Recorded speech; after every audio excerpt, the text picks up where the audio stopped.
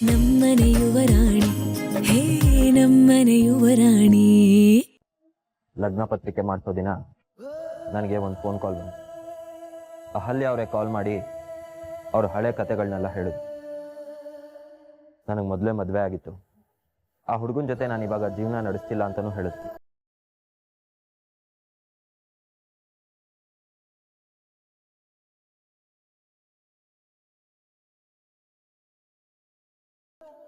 ಈ ವಿಷಯನ ನಮಗೆ ಯಾಕೋ ಹೇಳಲಿಲ್ಲ? ಹೇಳಬೇಕು ಅಂತ ನಂಗೆ ಅನ್ಸಿಲ್ಲ.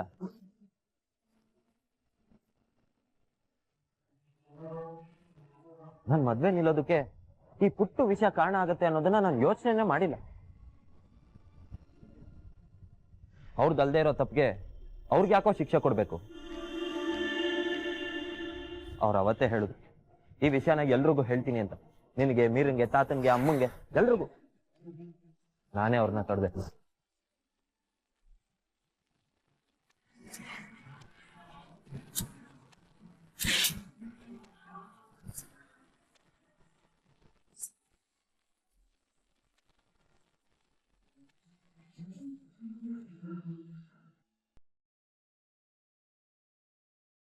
ಹೊರಡಣ್ಣ. ಅಹಲ್ಯ, ಅಹಲ್ಯ, ಇನ್ನೊಂದ್ಸಲ ಯೋಚನೆ ಮಾಡೆ. ಇನ್ಯಾವತ್ತೂ ಇಂಥ ಅವಕಾಶ ಸಿಗಲ್ಲ. ಮೊದಲೇ ಮದುವೆ ವಿಷಯದಲ್ಲಿ ನಿನ್ ದುರಾದೃಷ್ಟವಂತೆ ಅನ್ಸ್ಕೊಂಡ್ಬಿಟ್ಟಿದೀಯ. ಮುಂದೆ ಯಾವತ್ತೂ ನಿನ್ ಮದುವೆ ಮಾಡೋದಕ್ಕಾಗಲ್ಲ ಕಣೆ. ಯೋಚನೆ ಮಾಡೆ. ಈ ಮದ್ವೆನೂ ಮುರಿದ್ ಬಿದ್ಮೇಲೆ ಮತ್ತೊಂದು ಮದ್ವೆ ಮಾಡ್ಬೇಕು ಅಂತ ಯೋಚನೆ ಮಾಡ್ತಿದ್ಯಮ್ಮ. ಈ ಜನ್ಮಕ್ಕೆ ನನ್ನ ಪಾಲಿಗೆ ಮದ್ವೆ ಅನ್ನೋ ಪದಕ್ಕೆ ಅರ್ಥನೇ ಇಲ್ಲಮ್ಮ. ನಾನಿನ್ನೂ ಮದ್ವೆ ಆಗಲ್ಲ. ನಾವೇನು ಹೊರಡ್ತಾ ಇದೀವಿ. ಚಿಕ್ಕಪ್ಪ, ಗಾಡಿ ಬರ್ತಾ ಇದೆಯಮ್ಮ. ನಾವಿಲ್ಲಿ ಕಣ್ಣೀರ್ ಹಾಕೊಂಡು ಅಕ್ಕನ್ ಕನ್ವಿನ್ಸ್ ಮಾಡಕ್ ಪ್ರಯತ್ನ ಪಡ್ತಿದ್ರೆ ನಿಮಗ್ ತುಂಬಾ ಖುಷಿ ಅಲ್ವಾ? ಮೊದ್ಲು ಬ್ಯಾಗ್ ಎತ್ಕೊಳ್ಳೋದ್ ನೋಡು. ಅವಮಾನ ಆದ್ಮೇಲೆ ಇಲ್ಲೇ ಇರ್ಬೇಕು ಅಂತೀಯಾ? ಅವಮಾನ ಯಾಕಾಗಿದೆ? ನಮ್ಮಿಂದ ತಪ್ಪಾಗಿರೋದಕ್ಕೆ ತಾನೇ ಅವಮಾನ ಆಗಿರೋದು.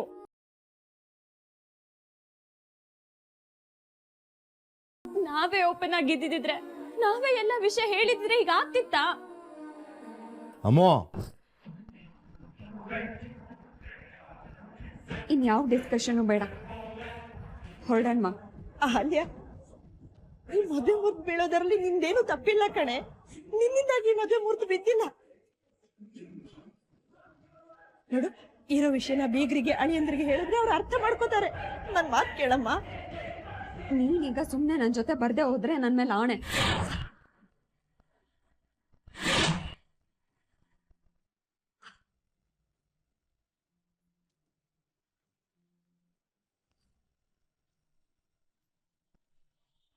ಅಹಲ್ಯ, ಅಹಲ್ಯ ಕಂದ, ಆಣೆ ವಾಪಸ್ ತಗೊಳೆ. 7 ಜನ್ಮದ ಪುಣ್ಯ ಕಣೆ ಇಂಥ ಸಂಬಂಧ ಸಿಕ್ಕಿರೋದು. ಇದು ಕಳೆದೋದ್ರೆ ಮತ್ತೆ ಸಿಕ್ಕಲ್ಲ ಕಣೆ.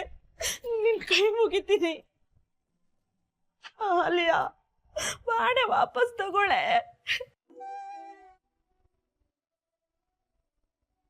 ಅಕ್ಕ ಅಕ್ಕ ಪ್ಲೀಸ್ ಅಕ್ಕ, ಭಾವನ ಹತ್ರ ಮಾತಾಡೋಣ. ಅವ್ರು ತುಂಬಾ ಒಳ್ಳೆಯವ್ರ ಅಕ್ಕ. ಅವ್ರನ್ನ ಕನ್ವಿನ್ಸ್ ಮಾಡೋಣ ಪ್ಲೀಸ್. ಚಿಕ್ಕಪ್ಪ,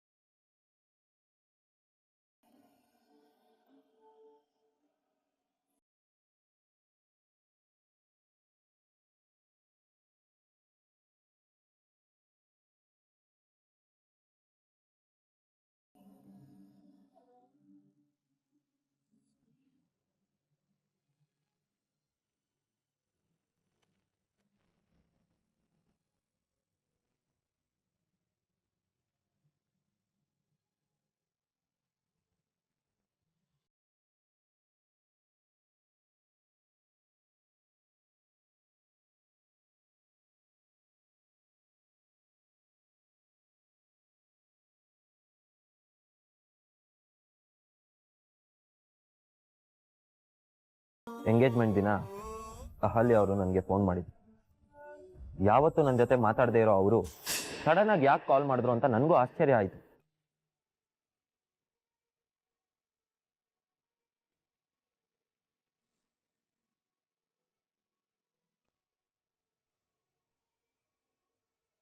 ಅಹಲ್ಯ ಅವ್ರು ಯಾಕೆ ಕಾಲ್ ಮಾಡ್ತಿದ್ದಾರೆ?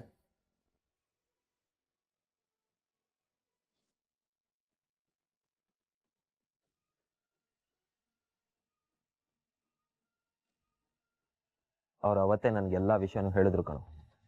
ಯಾವ ಮುಚ್ಚು ಮರೆನೂ ಮಾಡಿಲ್ಲ. ಇನ್ಫ್ಯಾಕ್ಟ್ ಈ ವಿಷಯ ಹೇಳಿದ್ರೆ ನಿಮ್ ಘನತೆಗೆ, ನಿಮ್ ಫ್ಯಾಮಿಲಿಗೆ ಕೆಟ್ಟ ಹೆಸರು ಬರುತ್ತೆ, ಈ ಮದ್ವೆ ನಡೆಯೋದು ಬೇಡ ಅಂತ ಹೇಳ್ಬಿಡಿ ಅಂತಾನೂ ಕೇಳ್ಕೊಂಡ್ರು.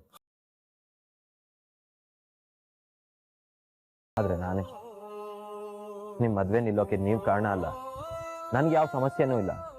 ನನಗ್ ನೀವ್ ಇಷ್ಟ ಆಗಿದ್ದೀರಾ, ನಿಮಗ್ ನಾನು ಇಷ್ಟ ಆಗಿದ್ರೆ ಈ ಮದ್ವೆ ನಡೀಲಿ ಅಂತ ಹೇಳಿದೆ.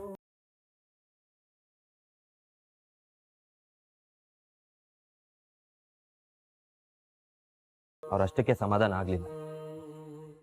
ನಿನ್ ಹತ್ರ ಮಾತಾಡ್ಬೇಕು ಅಂದ್ರು, ಮೀರನ್ ಹತ್ರ ಮಾತಾಡ್ಬೇಕು ಅಂದ್ರು, ತಾತ, ಶಾಂಭವಿ ಅಮ್ಮ ಎಲ್ರ ಹತ್ರನೂ ಮಾತಾಡ್ಬೇಕು ಅಂದ್ರು. ನಿಮಗೆ ಈ ವಿಷಯ ಗೊತ್ತಾದ್ರೆ ನೀವ್ ಈ ಮದ್ವೆಗೆ ಒಪ್ಪಲ್ಲ ಅಂತ ನನಗೆ ಗೊತ್ತಿತ್ತು. ಅದಕ್ಕೆ ನಾನೇ ಅವ್ರನ್ನ ತಡೆದೆ. ಅವ್ರು ತುಂಬಾ ಹಠ ಮಾಡಿದಾಗ ನಾನೇ ನನ್ನ ಮೇಲೆ ಆಣೆ ಹಾಕಿ ಅವ್ರ ಬಾಯಿನ ಕಟ್ ಹಾಕ್ತೆ. ಅವ್ರು ಯಾವ ವಿಷಯನೂ ಮುಚ್ಚಿಟ್ಟಿಲ್ಲ ಕಣ.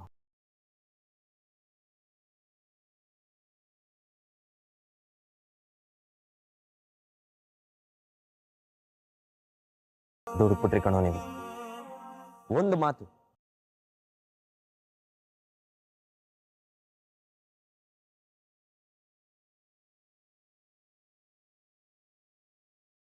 ಇದನ್ನ ಯಾಕೆ ಹೇಳಲಿಲ್ಲ?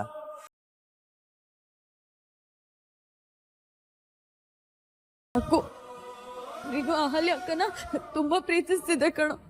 ಎಲ್ಲಿ ನಿನ್ಗೇನಾದ್ರೂ ಹೇಳಿದ್ರೆ ನೀನು ಎದೆ ಒಡೆದೋಗುತ್ತೋ ಅಂತ ಭಯ ಆಯ್ತು. ಈಗ ಹೊಡಿಲಿಲ್ವಾ? ಅಹಲ್ಯ ಅವ್ರ ಮನಸ್ಸನ್ನ ನೀವು ಮುರಿಲಿಲ್ವಾ?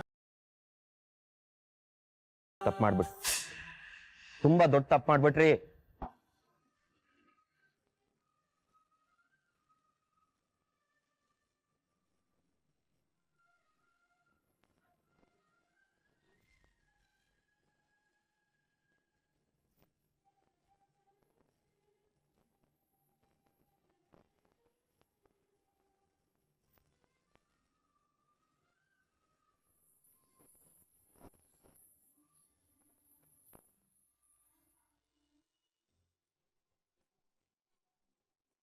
ಎಲ್ಲಿಗೆ ಹೋಗ್ತಾ ಇದೀಯಪ್ಪ?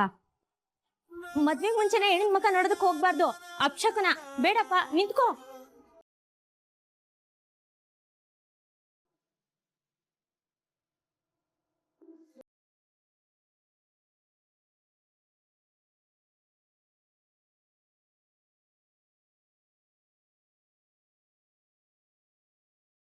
ಅಹಲ್ಯ ಅವ್ರೆ, ಎಲ್ಲಿಗೆ ಹೋಗ್ತಾ ಇದ್ದೀರಾ? ಇನ್ನೇನ್ ಉಳಿತು ಸ್ವಾಮಿ? ಹಾ, ಮದ್ವೆ ಮುರಿದು ಮಂಟಪದಿಂದ ಹೋಗ್ಬೋದು ಅಂತ ಹೇಳಿದ್ರಲ್ಲ, ಅದಕ್ಕೆ ಹೋಗ್ತಾ ಇದೀವಿ. ನಿಮ್ಗೆಲ್ಲ ವಿಷಯ ಗೊತ್ತಿತ್ತು ತಾನೆ?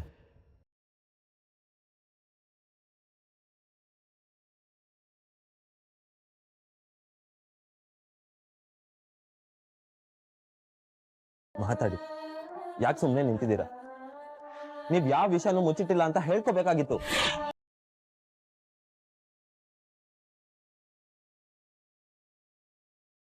ಎಲ್ಲ ವಿಷಯ ಗೊತ್ತಿದ್ದು ನೀವ್ ಈ ರೀತಿ ಹೋಗೋದಕ್ಕೆ ನಾನ್ ಬಿಡಲ್ಲ. ಬನ್ನಿ ನನ್ನ ಜೊತೆ. ಸಾಕೇತ್ ಅವ್ರೆ, ಪ್ಲೀಸ್ ನನ್ ಮಾತ್ ಕೇಳಿ. ಈಗಾಗ್ಲೇ ಎಲ್ರೂ ಮನ್ಸು ಮುರಿದು ಹೋಗಿದೆ.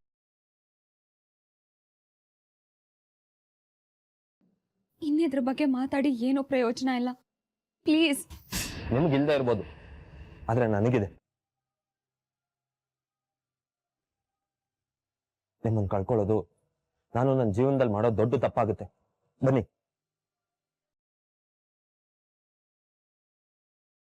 ಸಾಕೇತ್ ಅವ್ರೆ, ಪ್ಲೀಸ್ ಪ್ಲೀಸ್ ನನ್ ಮಾತ್ ಕೇಳಿ.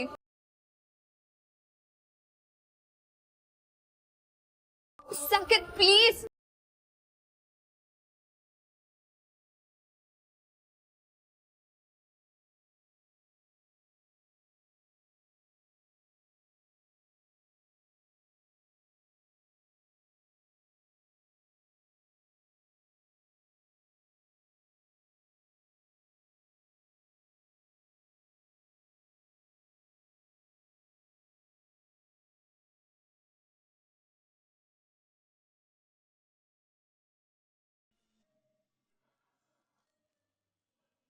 ಅಣ್ಣಂಗೆ ಅವರು ಸತ್ಯ ಹೇಳಿದ್ದಾರೆ ಅಂತಲೇ ಇಟ್ಕೊಳ್ಳೋಣ. ಆದರೆ ಮದುವೆ ಆಗಿ ಗಂಡನ್ ಬಿಟ್ಟು ಗಂಡ ಬದುಕಿರುವಾಗಲೇ ಈ ಮದುವೆನ ನಡೆಸೋದು ಸರಿನಾ ತಾತ? ಅನಿ, ಸರಿ ತಪ್ಪು ನಿರ್ಧಾರ ಮಾಡೋದಕ್ಕೆ ಮುಂಚೆ ಆ ಮಗು ಜೀವನದಲ್ಲಿ ಏನ್ ನಡೀತು ಅಂತ ತಿಳ್ಕೊಳ್ಳೋದು ಮುಖ್ಯಪ್ಪ. ಸಾಕೇತ್ ಅಣ್ಣ ಅದಕ್ಕೆ ಬಂದ್ರು.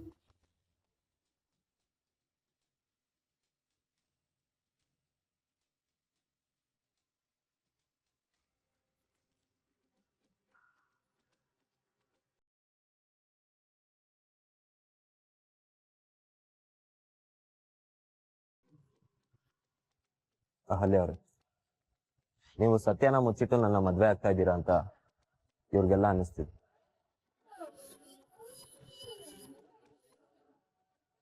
ನಿಜ ಏನು ಅಂತ ಇವ್ರಿಗೆ ಗೊತ್ತಿಲ್ಲ. ಸೊ ಇವ್ರು ಹೀಗೆಲ್ಲ ಅನ್ಕೊಳ್ಳೋದ್ರಲ್ಲಿ ಯಾವ ತಪ್ಪು ಇಲ್ಲ.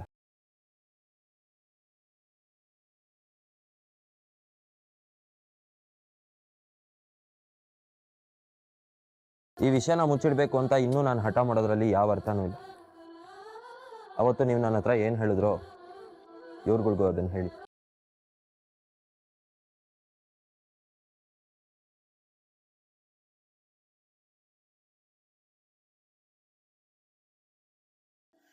ಯಾಕೆ ಸುಮ್ಮನಾಗ್ಬಿಟ್ರಿ? ಮಾತಾಡಿ. ಅವತ್ತು ನನ್ನ ಹತ್ರ ಹೇಳೋ ಧೈರ್ಯ ಮಾಡಿದ ಹಾಗೆ ಇವತ್ತು ನಮ್ಮ ಮನೆಯವ್ರ ಹತ್ರನೂ ಮಾತಾಡ್ಬೇಕಾಗಿತ್ತು.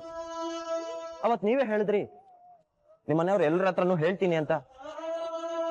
ಇವತ್ತು ಅವ್ರು ಅಷ್ಟೆಲ್ಲ ಮಾತಾಡ್ತಿದ್ರು, ಯಾಕೆ ಸುಮ್ಮನೆ ಇದ್ರಿ? ಅಷ್ಟೆಲ್ಲ ಪ್ರಶ್ನೆಗಳು ಮಾಡಿದ್ರು ಯಾಕೆ ಏನು ಮಾತಾಡ್ಲಿಲ್ಲ? ಮದ್ವೆ ಮುರಿದೋಯ್ತು ಅಂತ ಹೇಳಿದ್ಮೇಲೂ ಯಾಕೆ ಸುಮ್ಮನೆ ಇದ್ರಿ?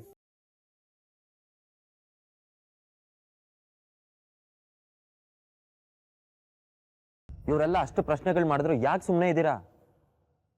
ಮದ್ವೆ ಮುರಿದೋಯ್ತು ಅಂತ ಹೇಳಿದ್ಮೇಲೂ ಯಾಕೇನು ಮಾತಾಡ್ತಾ ಇಲ್ಲ? ಮಾತಾಡಿ.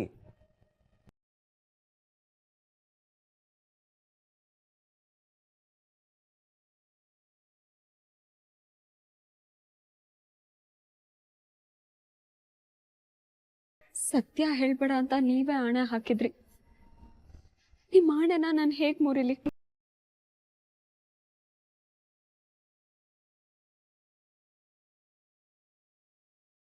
ಸತ್ಯ ಹೇಳ್ಬೇಡ ಅಂತ ನೀವೇ ಆಣೆ ಹಾಕಿದ್ರಿ.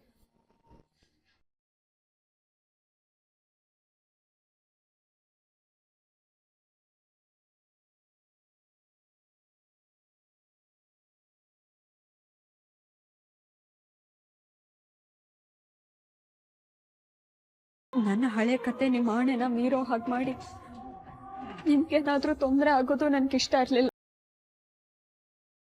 ಅದಕ್ಕೆ ನಾನೇನು ಮಾತಾಡ್ಲಿಲ್ಲ. ಅಂದ್ರೆ ಈ ಮದ್ವೆ ಮುರಿದು ಸಂಬಂಧ ಹಾಳಾಗುತ್ತೆ ಅಂತಂದ್ರೂ ಕೂಡ ನಾನು ಹಾಕಿದ ಆಣೆನ ಮೀರಕ್ಕಾಗ್ಲಿಲ್ಲ ಅಲ್ವಾ?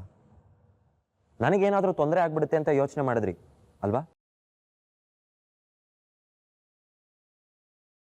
ಮದ್ವೆಗೆ ಮುಂಚೆನೆ ನನ್ನ ಮೇಲೆ ಇಷ್ಟು ಕೇರ್ ಮಾಡೋ ಇವರು ನನಗೆ ಮೋಸ ಮಾಡ್ತಾರೇನೋ ಅನಿ?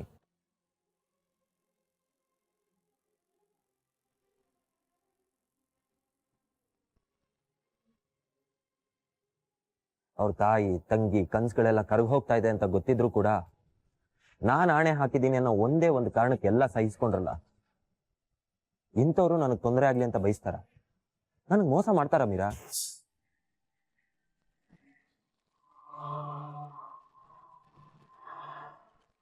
ಅಹಲ್ಯ ಅವ್ರದ್ದು ಒಂದು ಪ್ರಾಬ್ಲಮ್ ಏನ್ ಗೊತ್ತಾ?